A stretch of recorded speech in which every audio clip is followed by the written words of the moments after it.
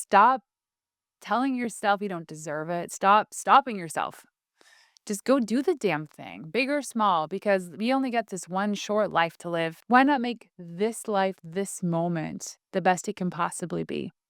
Welcome to the Favorite Self podcast. I like to think of it not as your future self or your best self, but your favorite self. My favorite self that just makes me feel the truest version of me. What lights your favorite self on fire? I'm Carly Ottaway, founder, author, storyteller, and a woman who learned that building a successful life means nothing if it doesn't feel like yours. This podcast is for women who are building businesses, raising families, leading movements, and asking themselves, is this it, or is there more available to me? This is your invitation to come back to yourself.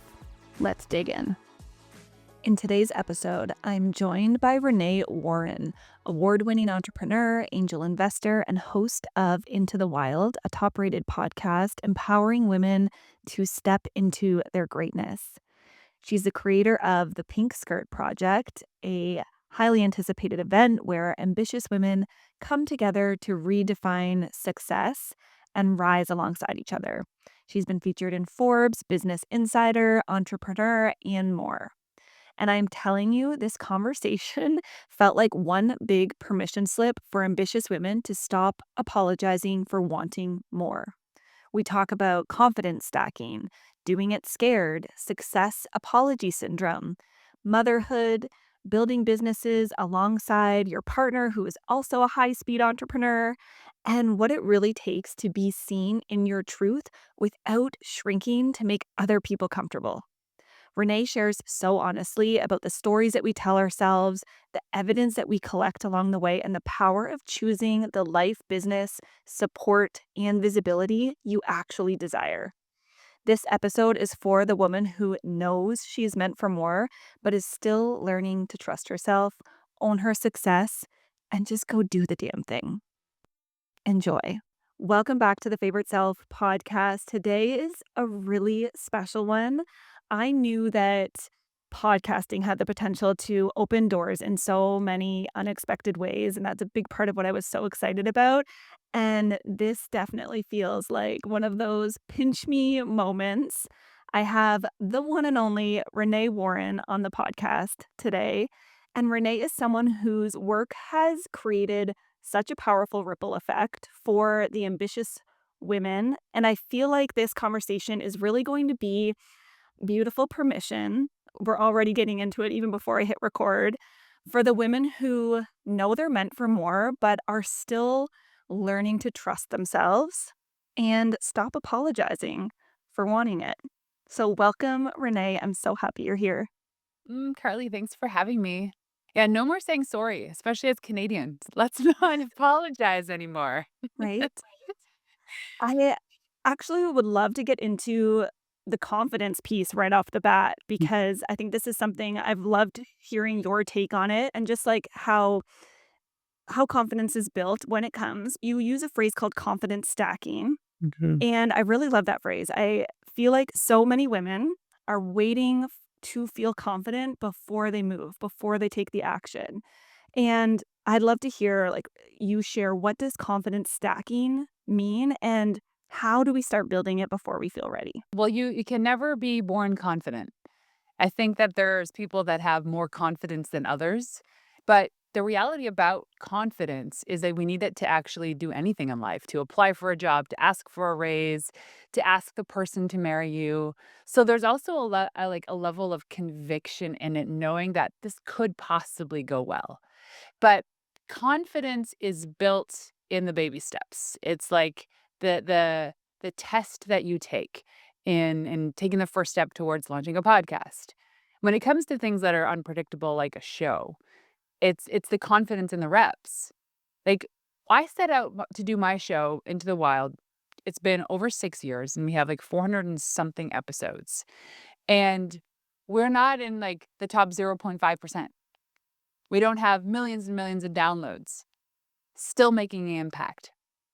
So sometimes when we look at like building confidence, we think we always have to be the best in the world at the thing we're going to do. And that automatically signs you up for failure. So when we look at building confidence or becoming confident in something in our life, whether it's like wearing a bikini or asking for a raise or starting a business, it's really in like, what is the one thing I can do right now to be confident in this moment? It's not being like on like Sports Illustrated swimsuit runway in a bikini, but sure, that could be it too. We go at it with such high expectations without realizing the work that's involved. That's where people give up. Everything takes much longer than anticipated. Everything costs way more money than expected too. So confidence is in the like, what's in my peripheral right now? What is the one thing I can do in this moment to build towards a goal? And so, like with the podcast, I honestly didn't know.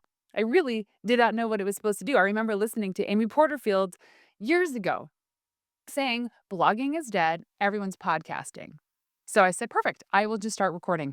It can't be that hard. But you're learning too. It's like, it's about the consistency, but the confidence is built in the reps. And it's kind of like a muscle being built, right? The stronger it gets, the easier it is for it to grow. So when we do face those roadblocks and the failures where we stumble and we fall, something happens along the way, we can fall back on recognizing what we've already built. The confidence pyramid, so that's confidence stacking pyramid, there's a few layers in it with the ultimate goal of reaching the apex, which is rich girl energy. And rich girl energy is defined not about like the nice things and the wealth we have in life, although those are important. It's really about believing you deserve everything that you have, including your ambitions, including your beliefs, including your feelings. But most of us start at the bottom, which is the conviction, or sorry, the convicted. So we live in a jail. We live in a jail of other people's expectations. We live in a jail of what other people think we should believe. That could be religion. It could be about your worth. It could be about where to live, about like what job to have, about what business to start or not. Until we start really seeing that the evidence of, wait, this isn't actually what I want. And there are people that are in scary situations where they can't actually, for the sake of their safety, get out of this jail. But for the majority of us, we self-select to put ourselves in a jail because it's familiar, it's comfortable. We like oh, you're wearing stripes. It's hilarious. We all wearing like the striped jail suits. Carly got some work to do, I think. And then when we recognize, and it's just like this little glimmer of possibility of, wait a second, looking at somebody else who has a similar situation, actually step up. And we see the evidence in our lives where we can also do the same thing. So then we kind of move up to this part about being in trial. So think about like court. You're in trial. So when you're in trial, it's like you go in with all the evidence to prove the other person wrong and to prove yourself right. So, like, when you finally do it, it's scary because you're collecting the evidence. Wait, I can do this. Wait, I can totally work out and get the body I want. Who's to say I can't? There's a lot of people that have said I can't. There's also more people that have said I can. There's a thing called confirmation bias where we always seek out the answer that we think we need to validate our beliefs, which is always such a lie. That also keeps us stuck. So in these moments where think about it in court, you're like going to propose all of this evidence as to why you can do the thing. And finally, someone says, absolutely. Now you have this one little speck of confidence where you can go out and start doing the thing, whatever that is. And then you start doing it. And then this is the part that is the hardest. It's almost like it's the biggest part of the pyramid because it can take the longest amount of time to actually build the evidence to get to the apex of rich girl energy. And it's about conviction. The conviction is, wait, I can do this. I'm going to do this. Like, think about all the people in your life, the women who have such conviction in what they're selling and what they're doing. The people that show up. Now there's this woman on Instagram who's gone viral. She started her Instagram account 6 months ago, and she has hundreds of thousands of followers, and she just did a $1.2 million launch. She got the conviction somewhere that she could do it. And now she's like, whoa, now she has evidence. Wait, I just like did $1.2 million launch and it's not even anything she could have fathomed 6.5 months ago. So now we reflect on that success, and now that becomes your foundation. It's a new base. You've leveled up. And in those moments, it's almost like when you're on fire, like, wait, what more can I do? The conviction of like, I could get on the private jet with The Rock, as an example. I could be on the runway for the Sports Illustrated swimsuit edition. Why not? Why not you? Why not now? Then you've reached the apex, which is the rich girl energy, which is the whole like you deserve it and you feel it. It's not about ego. It's not about stepping on other people's toes. Because my favorite quote in the world is by Stevie Nicks, where she says, if you're gracious, you've already won the game. It's about being a kind warrior. It's about going out and just doing the thing and understanding there are people who will feel insulted by your success. There are people who will feel like they deserve part of that success because they were there in the early days. And in those moments, you can either shrink and be like, you're right, and stop growing, or you could realize you end up being the biggest mirror in these people's lives where you're simply reflecting back to them their insecurities. Now, two things will happen is they'll continue living their life as they did, and they'll hate you more and more as you grow. That's what happens.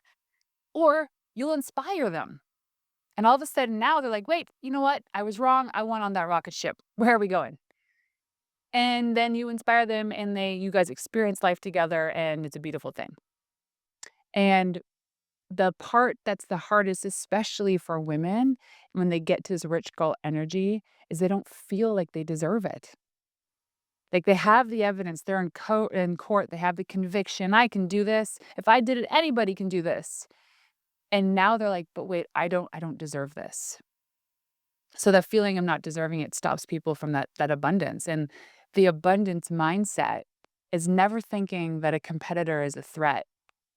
It's just validation that it's proof of the market. It's proof that people need the thing. And just because somebody else is growing and did a $1.2 million launch doesn't mean you can't. Just because Lisa got on the stage for the Sports Illustrated swimsuit thing this year and you didn't make it doesn't mean you can't. And so when we're in this like upper level of the stack and we kind of bounce back from like deserving it, rich girl energy to like conviction, got to prove myself again. And you go back to the bottom too, it happens where like the next level they say is a new devil. So sometimes you're like, hey, I'm at the apex. Like we were talking about this before recording, how I said last year was so good. I'm like, when's the ball gonna drop? And it did. And now I'm like, crap. Now there's like one bad thing happened, and now another bad thing happened. And here's what happens. Even though I was at the apex of this pyramid, now because these things were so hard, like they're so painful to go through, and everyone experiences things in life like loss, grief, is now that's all I started seeking. The evidence that the ball has dropped, as opposed to the greatness of things that I've accomplished in my event that's going to be a sellout, the speaker lineup at my event. We just upgraded our private jet. We have a private jet, and I ain't ashamed to talk about that. We got a bigger one. That's cool. We get to like experience life from a perspective a lot of people don't get, and I'm not ashamed to talk about that. Now I could reflect back on that, but sometimes when we get just hit by like some really tough news, then we're like, oh no, I'm supposed to be like grieving. I'm supposed to be sad. I'm supposed to be angry and frustrated because those are the feelings and emotions that we often associate to certain things in our life. So if I'm not sad because my father is very ill and only has a few months left to live, this is facts. People are like, well, you should be sad because he's dying. Like, I am sad, but I'm not going to live my life every single day grieving. Like, that's not the point. Right now, the point is celebration. We still have time with him. Let's go do all the things we can right now. So now I'm seeking the receipts and the validation of being able to do that despite the prognosis. So we think about these moments in business where it's like, oh, the client didn't pay their bill or the client decided to no longer work with us. What happens, we feel so defeated in these moments. And like, listen, feel those feelings. But factually, a feeling a real feeling only survives in your body for 90 seconds. There's research on this. Beyond that, it's the rumination, it's the stories you start telling yourself about that feeling. So you could feel bummed out that the client didn't pay you or the client decided to cancel working with you and let it be. The feeling's valid. Now, instead of ruminating about how terrible maybe the communication was and how your team failed, you could be like, what do I got to do now to fill that client? What do I got to do now so that we can grow as opposed to just reflecting on all the stuff you did wrong? Use that as data, sure. My husband is so great at doing this. In this studio spot that we have, we're in the Innovation Center in downtown Kelowna, BC, and he always parks outside with one of his supercars. And about a year ago, somebody backed into one of his very rare supercars. We're talking like there's only a few hundred of these vehicles made in the world. Everything is handmade. So immediately, an accident with a vehicle like that depreciates the value of the car, regardless of it getting fixed. You can't ever make that back, and insurance doesn't cover it. It's the cost you pay for having nice things sometimes. But it happened. He looked outside, he saw it. Someone showed him the video of it happening. And instead of getting all angry and throwing hate and whatever it was, he turned to one of the guys in the team and said, "Hey, can you call up the garage and let them know this happened, get it towed right away and replaced with one of the other cars?" Sat down and recorded a podcast. And like, what? Like, my whole body was like, how are you not angry? I'm angry, but now I'm angry for you not being angry. And the message was very clear. Is you can let the emotion sit with you and ruin your whole day and literally ruin everybody else's, or you can move on. Mm. And it took like 6 months for that car to get fixed. Oh my god. Yeah. I I wow. So powerful and such a powerful reminder of how powerful our stories are. Both the stories that we tell ourselves in our heads and how much power they can hold on us, and the power of you coming here, sharing your story with my audience of, the success that you've reached and really normalizing the path to get there and the baby steps that you've put in and the reps that you've put in. And I love the rocket ship analogy. I was actually just having a conversation with a friend who is in it right now, lost a key team member and felt like she was saying, I felt like I was on this rocket ship. And I'm like, the rocket ship has not slowed down. You've just hit some turbulence, and just that reminder of the astronauts that fly to the moon didn't just wake up one day and say, "I'm gonna fly to the moon." They put in all the reps, all the flights before, and we forget about that. We see the examples of the 6-month the launch to 1.2 million, and we don't actually look behind the scenes and open the curtain and see what it took to get there. So I just And so like appreciate and you. also those people may have just figured something out, and that's the whole thing. They figured something out for them in that moment that just worked. Yeah. And this was a woman who like did a bunch of yapping videos and she had Yes, like a I know who you're yapping talking challenge. about. Okay. And when I looked at her, like, listen, I had the emotion go through, wait, I have a full-time creative director and a full-time editor, and we weren't able to accomplish this. So I doubted myself. But the cool thing about those feelings is they're data. And if you're mature enough to understand that, the moment I sat there, I was like, I'm jealous. This feeling is envy. Okay. How can I use this for good? And immediately I was like, okay, team, like Dana, we got to do this. We got to figure this out. We're overthinking this. We're over analyzing stuff. We're over editing stuff. Let's just get more organic. Let's make our lives easier. So it wasn't about just staying there and being in the emotion of jealousy. Because as my dad says, jealousy is the ugliest thing. It's true. It's the ugliest emotion. Use that as energy and data to make your whatever it is you're working on better. So for me, it was like our content game. We got to step this up. And the irony is stepping it up was actually pulling back on the production, pulling back on a lot of the stuff and actually doing more organic things.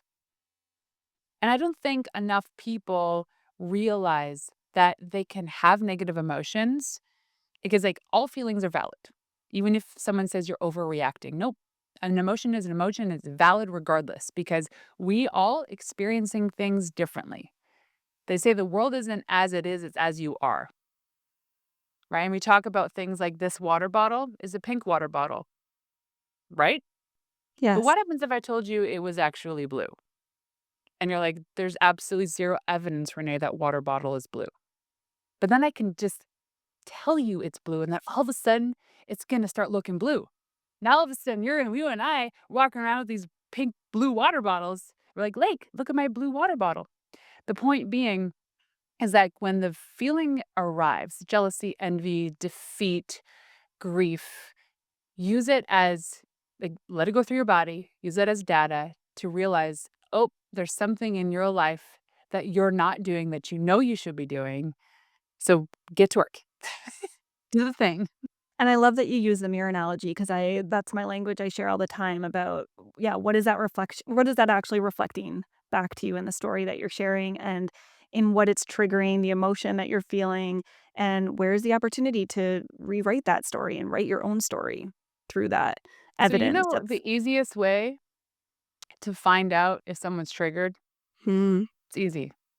It's look at the comments they're leaving on other people's stuff. hmm, If it's negative, triggered. And to the point now that I see it so often, I almost feel bad for the person. I go, "Oh gosh, like you're showing everybody where you're insecure. You're showing everybody where you're weak." And not in like a bad way, but it's like such an obvious it's such an obvious thing. And when you look at your team as an example, because we talked about team, it's the the toxic person is the weakest link. Right? You know the analogy of like the orange in a container and the orange starts to rot and that affects the one next to it and the next, and it's true. And I had a team during my agency days when I had a PR agency. I had a woman on the team who was so good at what she did. She was phenomenal, the best in the team with the work she was doing. The clients loved her. She was so mean to the team. And I didn't know it because she wasn't mean to me until the team started saying stuff. And then I started reading things and I realized this person is very toxic. And we did everything to accommodate her because she performed so well. And it just seems like so embarrassing, especially from the clients who really loved her work that we had to let her go. And I mean, those emotions, they show up everywhere. yeah, So the easiest way to find someone's trigger point is to look at the comments they say if they're negative. yeah. Yeah, I love the rotten orange analogy, and there's also the ripe banana analogy as well, Yeah. where ripe bananas help the other bananas become ripe. Yeah. So choose to surround yourself with other ripe bananas instead of rotten oranges and Yeah, make sure but that don't you let those bananas ripen too much because then they get rotten. too much too fast. I Yeah. love that you brought up negative comments, and I think, I'd love to go there too because, yes, I agree, it's often just their projections, right, that they're projecting onto you. And for you, someone who has a ton of visibility, and with that comes, of course, that feels like part of the journey. And I like to think of it that way too and coach clients through that, when you get the negative comment, it's like part of the success journey and where you're heading and opening more doors and getting more visibility. What's your method or mentality behind that? And how do you navigate being seen on such a grand scale? How does that feel for you? The negative comments that trigger me, again, is a reflection of the work I need to do. Like, I had someone say, um, along the lines of, how are you the person to coach women in business if you're not educated?" It's like, "Oh, no, no, I have an undergrad at Laurier in business." "Oh, but, like, you don't have a master's degree." All of a sudden now her justification for somebody who fits this role has all these letters after her name. She started calling me stupid and dumb and a gold digger. And I was like, I'm not even gonna play this card. I was so not offended by it at all because I know that I'm very capable of doing this work. So the hater comments that really hurt are in areas of your life that you're already really insecure. And for me, the part that hurt wasn't so much the negative comments they happen. Hey, listen, how we operate on the team is if they attack my character, it's deleted. And if it's a really terrible attack, they're blocked. If they attack the idea or the opinion, that's cool. We'll let it stay. And then maybe we'll rebuttal, but that's very clear. Because I remember there was a time we shared a reel, when I say we, my husband and I, about how I read a study about kids that talk back isn't necessarily a bad thing. It could indicate that they're confident enough to say their own boundaries. And she went off to say, "You are a terrible mother." I go, "Wow, you just really dissolved my entire existence as a terrible mother because you disagree with this one thing. That gets deleted. And that person probably gets blocked because I don't need that. But if she said, "Hey, listen, I think that there's better ways of, like, raising your kids and they shouldn't talk back and here's why," sure. I would open up my ears to that, but you never attack the character. The part that hurts the most in the growth isn't so much the people you don't know. It's the people you know. It's the friends that self-select to remove themselves from your life because then all of a sudden you're too busy or too good for them. Again, a mirror, right? Or the friends that are maybe in the same industry that were your peers that were supporting each other, but now your growth is bigger than theirs, so now you're a threat. And they're so insecure in the work they're doing and in themselves that they actually whisper terrible things in your community. That's happened to me, and it sucks. And then there's the people who at that same level who feel like they're entitled to your success because as colleagues and peers, you were giving each other business advice and sharing your wins because of something you told them or whatever, sharing like the tips and tricks. And all of a sudden you're growing and they're not, not because of just one piece of advice they gave you, because you're consistent. Now all of a sudden they feel like you owe them something because they're not growing and you are. And this is where a lot of women stay small because they don't want to make other people feel uncomfortable. They don't want to ever position themselves as better or richer or smarter or faster than any of their peers. It's a big reason why I created the Pink Skirt Project. And I've I sat in it. I sat in the hate. It hurts a lot. The feeling is like equivalent to like the heartbreak of your first love, although it doesn't last as long. It's maybe just like a few days. But it exists. Because you can be in these positions where you have not done anything wrong. You've literally done nothing wrong but pursue your dreams and your deepest desires, and you're happy because of it. Like, I see there's a guy that I used to employ, and, he was gaining weight year over year over year, and he was so frustrated because he realized his default mode to, like, feeling that void, like, we all have our sort of addictions, with food. And finally, he reached out to me. He's like, "Renee, I feel really trusted telling you this, but I went on Ozempic and I have energy back."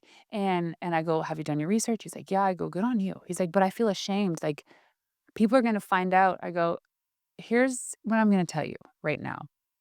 They're talking about you anyway. So they can either talk about the overweight version of you or the new version of you." When I got my nose done, rhinoplasty. For 30 years, I wanted to get my nose done.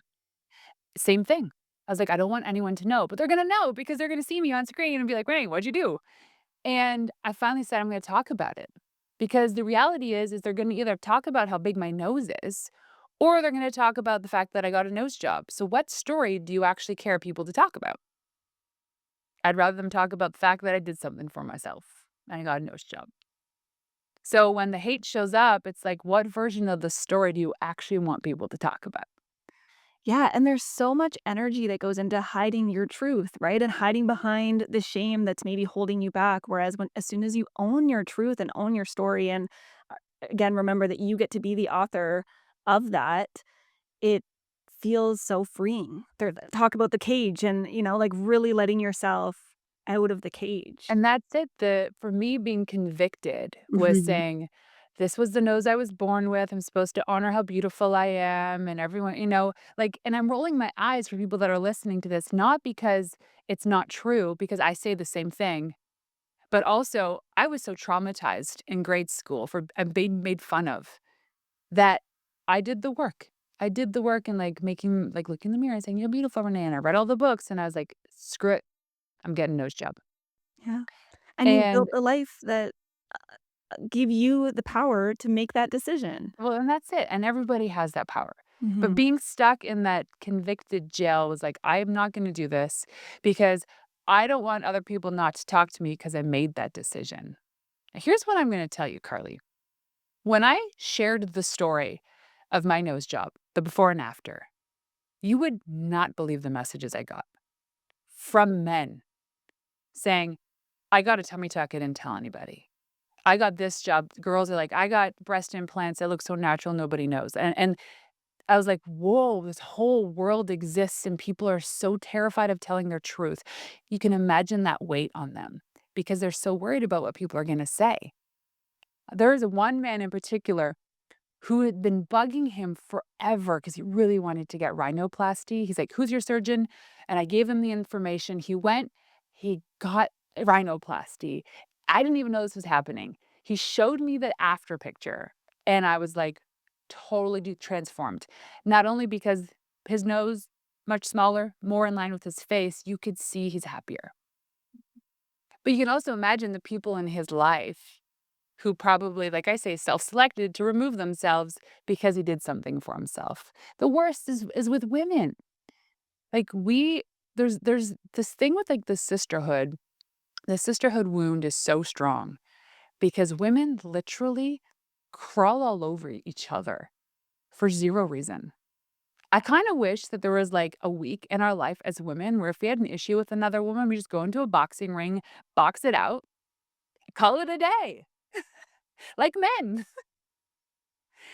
I don't know. It's this interesting thing that we are from like the species gender perspective way more competitive. Mhm. And that has to stop Yeah. Yeah. because it is the opposite of rich girl energy. Mhm. Yeah, absolutely, and I just love that the example that you shared of sharing your story and owning that, and then all the messages that come in, because then it's about so much more that, yes, you did this thing for you that empowered you and, gave back to you in all these ways, but by sharing it and speaking your truth out loud, you gave so many other people permission to live their truth out loud too, and to really be convicted in that story, and I have a similar experience, but different in that I lost my house in a fire. We had a house fire. And at the time, I didn't know anyone personally who had gone through that experience. And then when I shared my story, I got so many DMs from people sharing their own stories and then being able to make that connection. And then I was able to, hear about how they navigated it. And that's just that power of standing in our truth and sharing it and having the courage to share, even though there might be projections and negativity that come with that. And I'd love to hear about because you talk about doing it scared, and this leads into that conversation, and how do you personally know the difference between fear that's protecting you and fear that is stretching you? Fear that's stretching you is stuff that you ruminate. Fear that's protecting you is like it's an instant hit. Like there's a bear, your body goes "Roar," and it reacts, right? But fear that is stopping you from pursuing things is stuff you just keep ruminating about. For instance, my event. I have fear because this year I have to do an hour-long keynote. I've never done that before at my own event, but it was requested because last year I didn't speak that much. I should have. And so people are like, "We wanna hear more of Renee." I fear that because I feel like I have to have it dialed in, like it's gonna be the standing ovation, and if I do it wrong, then I'm a big screw up. So when you keep telling yourself these stories, guess what's gonna happen? Is you're gonna create what you've been believing. So my fear, like everyone has fears. I can't even tell you, like my husband has spoken on some of the world's biggest stages, still has fears of going on stage. So the fears that are protecting you are like visceral, physiological reactions. There's also the fears of an example would be going into business with somebody who has all the accolades, all the receipts, but your gut's like, something's off. Your gut's never wrong. No one's ever regretted going with their gut. And I can tell you in the last year, I was like, God darn it, I knew it. I shouldn't have done it with this person. I shouldn't have, you know, that fear is real. Again, it's a physiological reaction. You have more like I think it's neurotransmitters or something. I'm no biologist in your gut. And I actually talk about this in my planner where you have a decision making in your head, your heart, and your gut. So there's three decision making areas. The head is like justifying stuff, the heart is like the feelings of it, and the gut is the real answer. So when you think about a fear of something that keeps showing up, it is likely a loop that you haven't closed. It is likely you're starting to believe the stories about why this should be scary. Like when I was no, how old was I? 20 years old. I went and I decided to move to Australia for a year. Got a working visa and I went. My parents are like, "You don't know anybody." I go, "Oh, I will change that very quickly. I'm just gonna go meet people." Like, it's no different than meet people at university. And so the fear was kept getting instilled by them because their fear is something's gonna happen to me, right? And my fear is like, "Wait, you're holding me back." And sure, there could be days where I have 0 money in my bank account or I've got the flu, which I did pretty much when I landed. Like, but the fear of the worst case scenario, the irony is it could happen right now in this moment. It could happen today. And sure, it's very likely that you're opening up greater percentage possibility of stuff happening if you're traveling the world. But the fear that protects you has kept our species alive. The fear that is just a rumination is actually keeping us small. Mhm. Yes. Oh, so good. And there's understanding the fear too and where the fear is coming from, and of course, all the nervous system pieces that come with that. I think a common misunderstanding around fear when it comes to visibility and being seen too is like the connecting it to more of like a fear of failing. But I know something you speak to also is that fear of actually being seen, wanting more. And as women, we talked about this before we hit record too. We tend to default to this like apology mode of apologizing for even wanting more. And we feel like we need to be grateful for what we have. And we can talk about spiral and like lean into those projections. So you share something called success apology syndrome. And where high achieving women are downplaying their wins, right? And I'd love to hear more about that and where you think that comes from in women and where is it connected to that fear of being seen wanting more? Oh, yeah, because it's like when you're in the spotlight, you're just opening yourself up to being judged. And we know ourselves. And some people might call you mean or a bitch, and you're like, but that's not me. But we also have to remember that the world is not as it is, it's who we are. And so you might not think that you're a mean person, but somebody else might because of X, Y, and Z. And they're connecting to that version of you because maybe there was one day you were in a rush and the person at the coffee shop said, "Good morning, Renee, how's it going?" And you didn't say anything back. And that's all they saw. They're like, "Oh, she's a mean person." But they've already made that judgment, and now all they're doing is they're collecting the evidence that you're a mean person according to them. That's not true. And you could do everything in your life to change their opinion of you. What's the point? So success apology syndrome is like, for me, I identified this syndrome when we got our first supercar. Back in the day, we were living in New Brunswick, and my husband got a McLaren. So it's like an orange, like race car supercar. And it stood out, and it was like one of the only McLarens in the province at the time, definitely the only one in the area. And so all the car people found out about this and they started showing up and they're looking at the car. And here's the thing, I did not realize how much I thought that rich people were scumbags. I did not realize that I thought every single person who had a nice car, a big house, extravagant trips were all douchebags. And so now I'm sitting in this car in the passenger seat, and all these people are looking, not looking at me. They're looking at the car, and then they look at the car, then they look at who inside the car. And all I can think about was they're judging me. They think I'm with them for his money.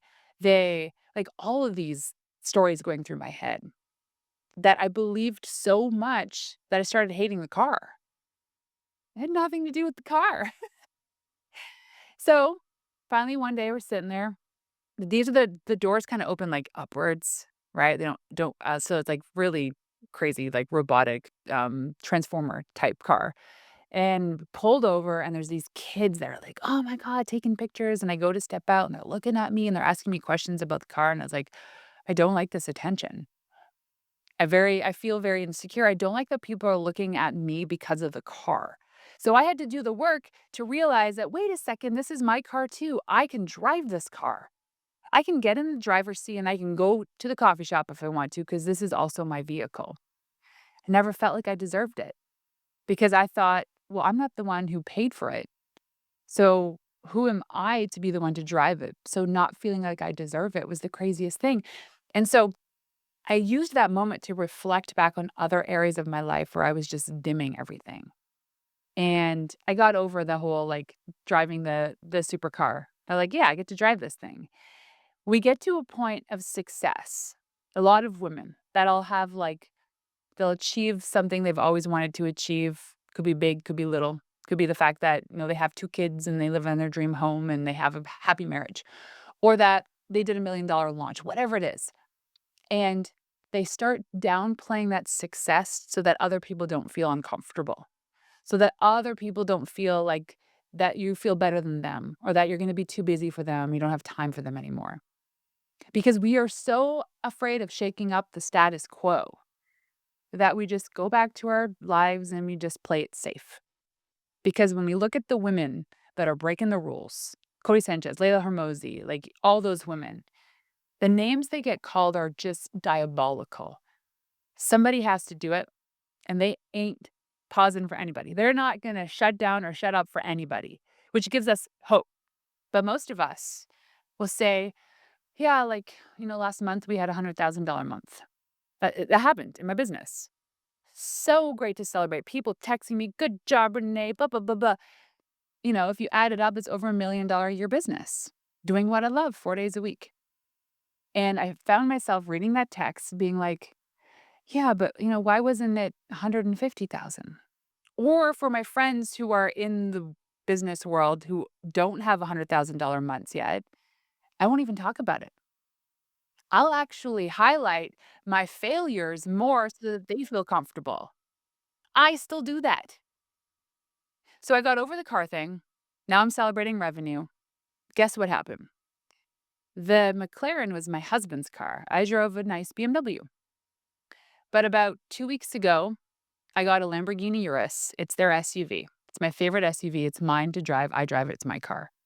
Those feelings showed up again.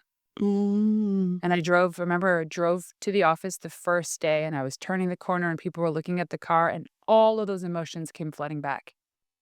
That must be your husband's car. Oh, she must be a douchebag. Oh, she must walk all over people's toes to be able to afford a car like that. As opposed to, I work my butt off. I employ a lot of people. I have a great team. We wrote a check for $500,000 for local charities last year, as opposed to celebrating that stuff. And these are big. Not everyone gets to drive a Lambo. Not everybody gets to give, $500,000 to charity. But also, I do believe people would be in more positions to do so if they actually started celebrating all the things they've achieved. Yes. Yes. Can we all lean into that more and by celebrating ourselves and healing ourselves and our own unworthiness and undeservingness, we get to celebrate the woman driving in the Lamborghini and knowing that that's possible for me too and actually cheer each other on in that. I love that story so much and especially that it came up for you again and like, just that reminder of, the new level, new devil and that we're not like just suddenly healed and we're still always working through these wounds or challenges in different capacities, and I always love to connect the dots. So when you tell the McLaren story, and then you have that moment where it didn't you were unbothered by it, and you realize that it was a neutral feeling. Do you remember, was there a manifestation that came through around that time for you in your business or something that hit?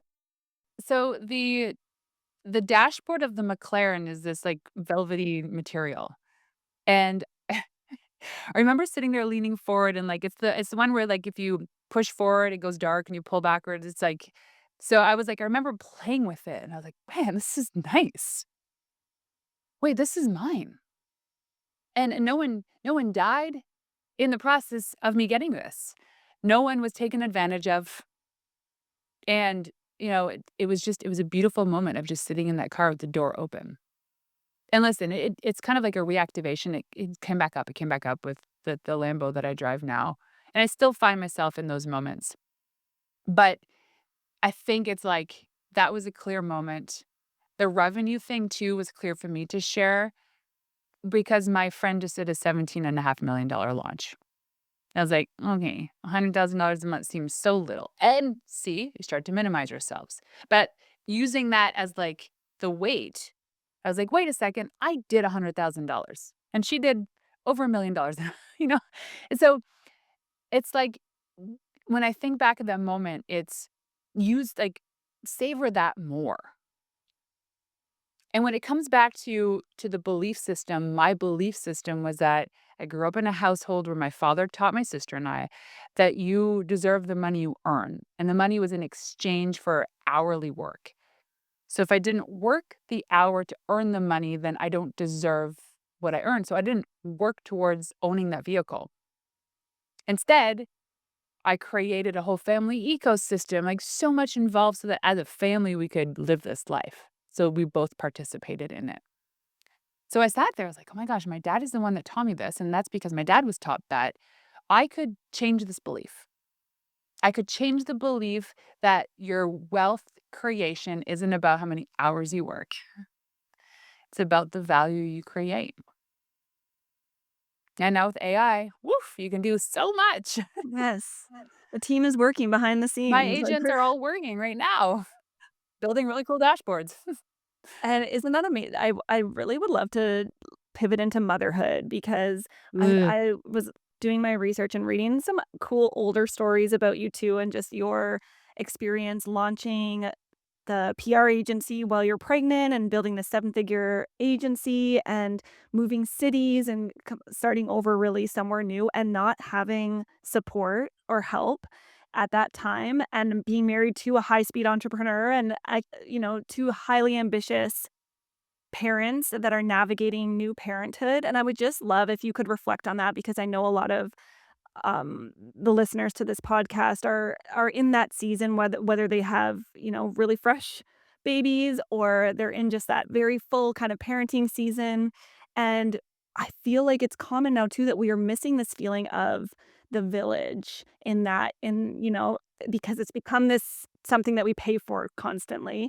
And I just am so curious about your own experience with that and any advice that you would share for those female entrepreneurs. Well, okay, so the story goes is I was 8 months pregnant with my first son, and I launched my agency, and then he was born, and then 11 months later, my second son was born. So in the same year, I launched a PR agency and had 2 babies.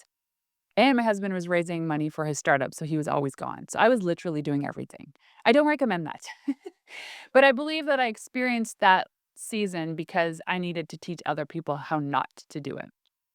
And again, going back to, like, the money beliefs, I never felt like I deserved help at the house. Did I ever felt like I deserved a night nanny or a nanny or daycare for our kids so early, and that was really hard for me to wrap my head around, but also my business was growing, and I loved the work that I was doing back then. Yeah.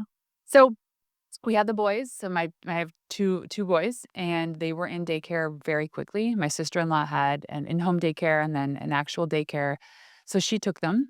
And then I was able to work. I did daycare drop off, my husband did pickup, and in those hours of, like, a normal, like, 9 to 4, I was able to get as much work done as possible. But I realized that my shifts I had, like, 5 shifts in the day. I had my morning solo shift before the kids woke up, then the mother shift, and then dropping them off at daycare, doing the business shift, coming home doing the mother shift again, and then the final business shift at night. And I did that for years until I finally burnt out. The lesson in that is that I don't know where it happened in society. All of a sudden, it was demanded that we have dual income because the cost of living got so expensive. Women were called to work. Starting the Industrial Revolution, they started working in the factories. It was World War II. And now all of a sudden, it's like, but wait, there's nobody at home caring for these children, and women are the nurturers. That's what we do. So now we're asked to participate in income, and it's still on us to raise the kids. There was no more demands coming from men. They would just leave, go to work, come home, but women was expected to do everything in those instances. Prior to that, there was a village. I actually um, just interviewed Shalina from, I think her Instagram account's called Rising Woman, and she shared a statistic like back in the day when there were the villages raising children, is that a mother would only breastfeed her own child about 35 to 40% of the time because there was somebody else feeding a baby. Goes to show that women in a village were responsible for raising all kids, not just their own. So if a mama got sick or needed time away, there was somebody there by default to take care of their kid. We don't have that. We live in these like gated communities. We live in these completely siloed lives that the thought of having a babysitter for 2 hours once a week to go on a date night or go do something for yourself seems so selfish to me is absurd. The women who claim like how happy they are and proud of themselves who have never gone on a date night with their husband in 9 years since their kids were born is not something to gloat about. Because we've lost the idea that other people are also involved in raising our children. We do bring them to school. As soon as they get on that school bus, it's the school bus driver's responsibility for those children. As soon as they get to school, it's the principals, it's the teachers. They go to their karate class, their soccer practice. It's those people's, those coaches' responsibilities to raise our kids. So it's not just one human being. And I know this is ruffles some feathers. I'm saying maybe it's for some people. Maybe some women are just so passionately in love with just nurturing their own child and they don't want anybody else involved. That's fine if you feel mentally okay about that decision. But I think a lot of women still feel this complete sense of pressure to be the one that does it all. And listen, the woman that does it all is the one that gets sick. She gets burnt out. She hates her life. And this is coming back to like rich girl energy. Rich girl energy is actually saying, I want to go to yoga once a week. I don't want to do nighttime routine with my kids once a week. I want to get up at 8 a.m. on Saturdays and go for coffee with my girlfriend. Don't ask for permission, just do it because guess what men do? They do it anyway. Men will say, hey, Saturday at 6 a.m. I'm leaving tea off with the boys. And they'll just do it. A woman's like, I want to go and do this thing, and now I have to get childcare. Like, BS. That's not fair. You expect the women to be happy and healthy, yet you take away all of the options for them to actually be with themselves or like do the things they desire. Because the thing about motherhood is in our society, our culture, is women are expected to be only and all about that if they become mothers. I remember I posted a story years ago about me because the boys were quite young. And I was talking about something about how, hard it was to balance motherhood and business. And one man commented, he said something like this: why did you even have kids if you don't want to be with them all the time? And I'm like, I wonder if this guy's married. Like, I feel like and, that's and, a it, rinse and and it, repeat comment because I've seen that comment in many comment sections. I go, why But did I decide to have? Well, I'm just going to paint the picture here, buddy. I actually didn't want to have kids. I mm, didn't wanna have kids, and my husband convinced me, not out of pressure, I decided, you know what? Okay, maybe the maternal clock was ticking, let's do this. Why I didn't wanna have kids was for that exact reason, and I even said, "The condition is that it's not on me." And I'm not gonna keep score about 50-50 parenting, but I'm gonna tell you I am not doing this all. Doesn't have to be you, but it has to be we need help. Because the first couple years I did it all. And I was like, "Wait a second, I said I didn't wanna do this." Then we got a cleaning lady to come in once a week, and then she came twice a week, and then she was full-time, and then we got a house manager. We've had one full-time for over 6 years now. Game changer. And for the people who say they can't afford it, I urge you to go back to listen to a podcast episode of mine with Jillian Harris, where we talked about this. Because a lot of her audience are people who can't afford house managers, and it sounds pretentious. Um, I don't want it to be pretentious. It's just a paid version of bringing back the village. yeah. Yeah, I think it's so important that and I appreciate your honesty so much in sharing that that literally was the reason why you didn't think you wanted kids, and think of, if that's what's holding so many women back, because I can relate to that. I also didn't know if I wanted to have kids, and, it took me a long time to come to that decision, and now it's absolutely my most fulfilling role and favorite thing. However, I have found the way to make it work for me, and if people knew that there were other options instead of being conditioned to think that you can't have your ambitions and your dreams and be the mother that you want to be as well, then that holds so many people back from actually living that experience. So I love that how you share and paint that picture that there is another way and it actually can be accessible. And I also am I also can see how I'm sure it stretched your capacity so much, even though you said I do not recommend that route that you experienced. And I'd love to talk about that because I know right now you are not only a mother and doing all the things, you are running a summit, you are building a massive community platform, you're writing a book, in addition to everything you're doing with the business. So, how do you navigate your capacity stretch in that way and really decide and prioritize what deserves your energy and what needs to be cut or outsourced or whatever that trade-off looks like? Well, it's really optimizing for the life I wanna live. So, my friend Josie brought this up not that long ago because I was contemplating whether on taking this one trip that I needed to visit family, and she asked me this. She goes, "What would the version of you a year from now be proud of?" That's that simple. It's that simple. What would a version of you a year from now be proud of? So when you think about all the things you wanna do, wanna launch a podcast, write the book, travel the world, blah, blah, blah, what would you be the most proud of? Because if it is writing a book and publishing a book, there's only one thing you have to focus on every single day, is write the book. So when you think about all the other things that you maybe subscribe to do, all the kids' activities, maybe your own activities, all the things you can do, there's stuff that you do have to give up. When you become so good at time management, you can do anything. So if you're into AI, I'm building apps right now. I have agents running because I have Claude Code building dashboards for me to make my processes and my team work better. There's the idea of delegation. If you have the resources to hire somebody, an assistant, somebody at home, somebody on your team. And I think it's interesting because when I first found out like Layla and Alex Hormozy are expecting a baby, I was like, oh, this will be interesting to see how they live their life because they're living a life that is so anti-parent, which in a way could end up making them the most present parents too. So I don't say I do it all. I have many weeks that I'm so not motivated to go to the gym. Like I don't want to do it. I don't feel like it.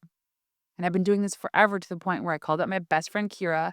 I go, get to my gym 3 days a week, Tuesday, Thursdays at 6 a.m., Saturdays at 8 a.m. You're my buddy.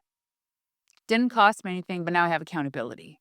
So I always say work towards something that has an end date, a due date. Like if the book, if it's a competition, if it's a race, if it's a launch, because it will build up the momentum that, oh no, this is the date that it's going to happen. So I have to be done by this date. The training, the writing. It's the best way to actually, it's like the forcing function for you to actually do the thing. When I was launching my podcast, I remember talking about it and all the ideas of what I'm going to do and who I'm going to have on. And finally, one day, my husband turned to me and he goes, "What's the date?" And I'm like, how dare you tell me what do you mean, what date? And I looked at the calendar and it was a month from now. It said April 27th. And he goes, "Okay, then I need you to stop talking about it and just do the work to launch the podcast." And I did. Because without setting that date, without the accountability, you just won't do anything.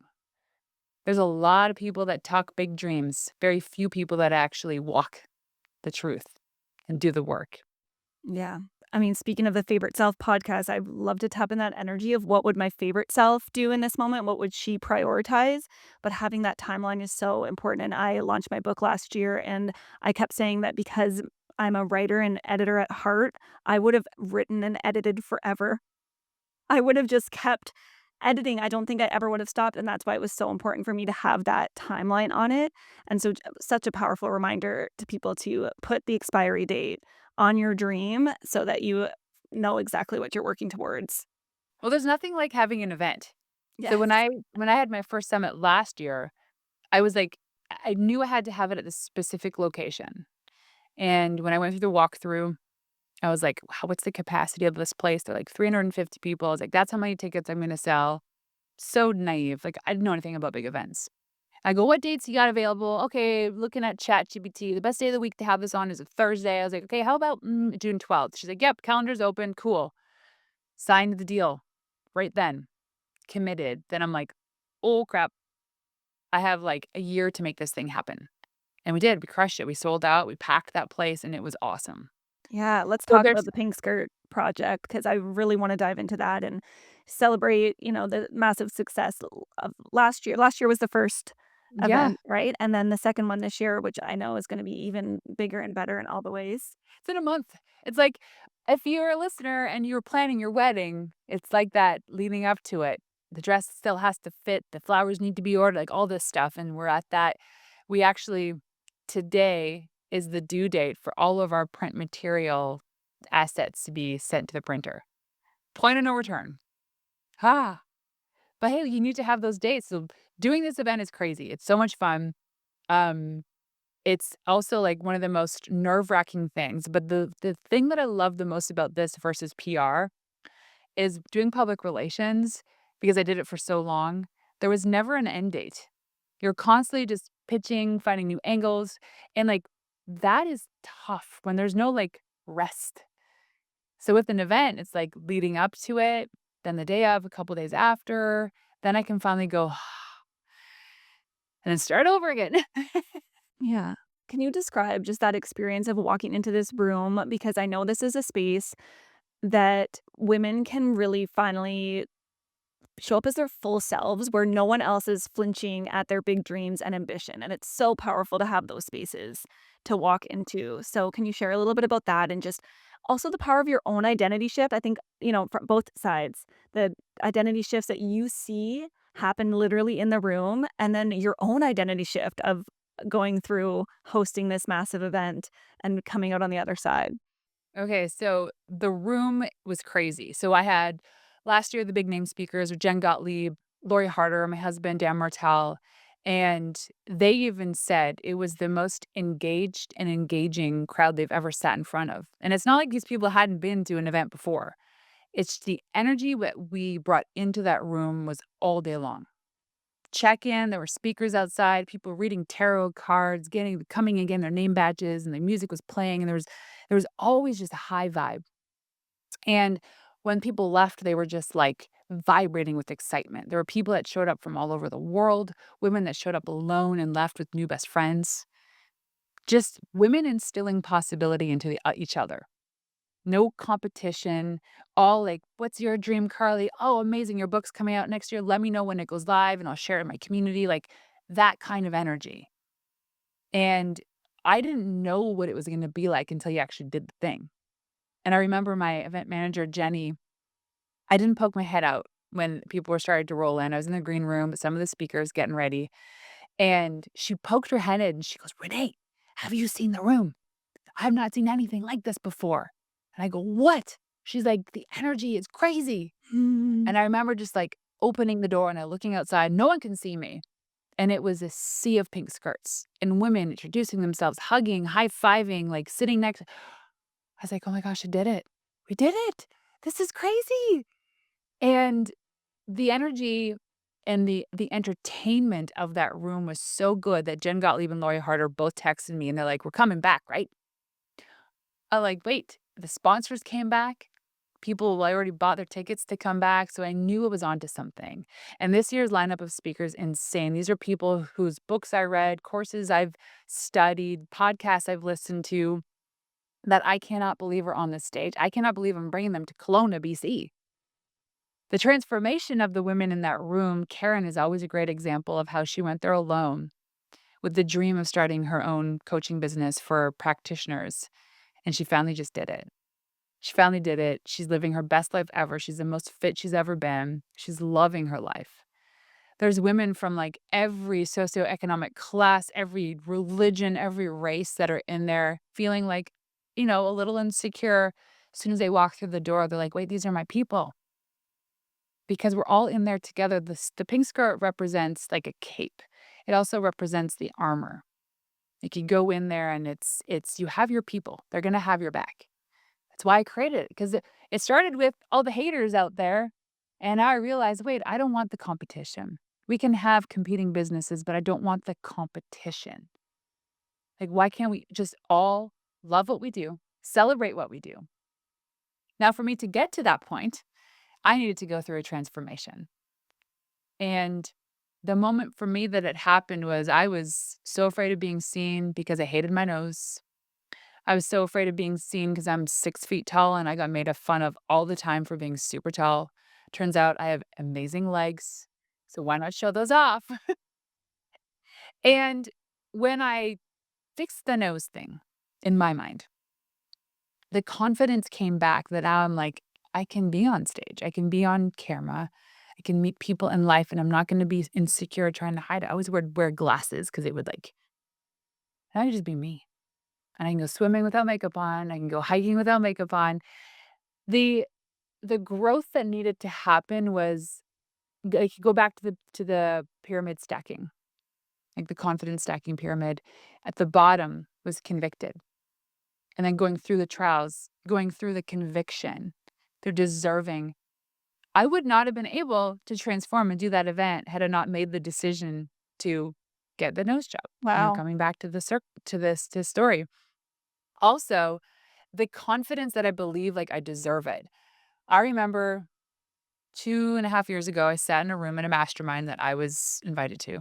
Well, actually, my husband was invited to, ask if I could go, and they said, no, it's not an event for plus ones. My husband said, "Well, I'm only gonna go if she can come." And now I felt like just like a charity case. So I'm in that room. There's 30 of us, and I'm sitting between Jenna Kutcher, Amy Porterfield, across from Cody Sanchez, Michael Hyatt, like the people in this space, shaking, sweating. I'm like, okay, I can understand why I wasn't invited. So then I started to just doubt myself in all of those moments. And as we were going to leave at the end of the night, I remember just going through the green room saying bye to everyone, "Nice to meet you," thinking they'll probably not even remember who I am. And Amy Porterfield ran out and she grabbed my hands and she's like, "Renee, you're not here because of what you do. You're here because of who you are." And in that moment, I was like, wait a second, we can be celebrated for who we are, not just what we've accomplished. That is a crazy concept. So that's when I realized I'm going to bring back the goofy self, Renee, the goofy version of me, the one that says yes to the stupidest things like the guerrilla marketing that we do for the event. I'm going to be loud and proud and seen, and I don't give a shit anymore what people are going to say because that's who I am. And you will attract the right people and you will also repel the ones that are just not ready for you yet or ever. And that's okay. The transformation personally was what allowed me to create this movement that now other women have jumped on board and they're doing their own thing. There are like pink skirt communities and cities all over the world. They gather, they meet up. There's like the WhatsApp group for the event is diabolical right now. There's women that are pre-meeting before coming to the event in their own city, Ottawa, Toronto, in the US, California. Like they create their little pods of like 2 or 3 or 4 people and they're meeting before they come to get a sense of like what people are expecting and what they're doing and just to like to create community. And it's fascinating when I look back and I have my pink skirt, the original pink skirt hanging as a reminder of what we're working on. I reflect back on the moment of when I decided to do this thing. Never would I thought I'd be here. Mm, No. And wow. it's such a good feeling. Such a powerful ripple effect. And, it just makes me want to say, and so permission giving for whatever that is for you, whether it's the nose job or the investment in like a certain service or finally redoing your website or rebranding or whatever that looks like for you. Do the thing that's stopping you, that's getting in your way from stepping into your full true self. And look at the doors that open and the ripple effect that's possible when you do. Oh my gosh, Renee, you're just such a powerful expander. I'm so, so grateful to have had you here and the way that you've shared your story and been such an expander for my audience as well. And one question I always like to end on is really if you could share who is your favorite self in this season of life and business for you? And what would she tell that earlier version of yourself? She is kind, patient, endearing. She drives a Lambo with conviction. She instills possibility into those who don't believe in themselves, and not without getting anything in return, but just in hoping that that creates a cascade or a ripple effect in their community. What was the second part of that question? What would she share? What message would she share with the earlier version of herself that maybe Just wasn't her favorite self just yet? go do it. Mhm. Stop telling yourself you don't deserve it. Stop stopping yourself. Just go do the damn thing, big or small, because we only get this one short life to live. And listen, the reality is No one's going to remember you hundreds of years from now unless you've created something astronomically crazy in our lives. Other people are going to live in your house after you move on. Other people are going to, maybe they'll read your books or not. They won't refer to your books anymore. When we understand that our life here on earth is kind of fleeting, and yet we strive so hard to be the name that everyone's going to remember for thousands and thousands of years from now. For what? Why not make this life, this moment, the best it can possibly be? People are going to look to you and be like, wow, that woman's amazing. Carly's doing great work. And the ripple effect in community sometimes it's stuff you don't ever see. Some people will comment, some people will say things like, "The thing you said changed my life. That's great." And like, I always say people on my coaching call all the time, today, go find 1 or 2 or 5 people to send a message to, a text, a phone call, an email about something about them that you admire or something you did or said that changed your life. Can we please start celebrating each other more? Like, Carly, I'm honored to be here. Like, so honored to be here to share this time with you and to hang out and to be in front of your audience. Like, I know the work that goes into doing that and creating that, and I respect it so much. Even though you're just starting out, think about what's gonna happen in a few months from now, in a year from now.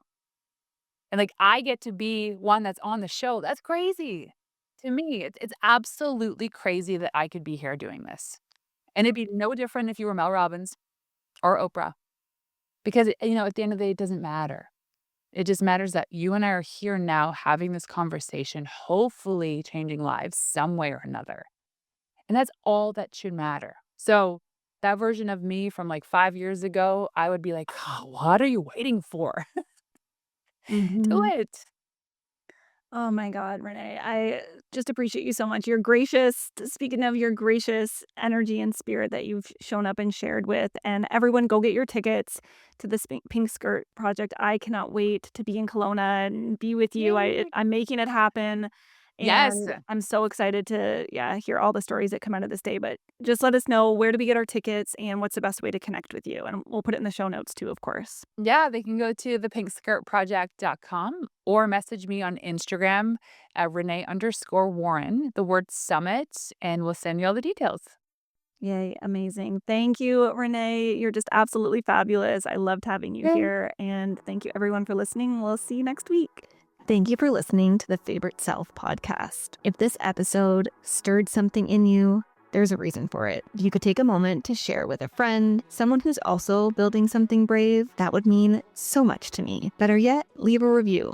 It helps this message reach even more women who are ready to lead differently. And before you go, remember this: your favorite self is already within you, waiting to be heard. See you next time.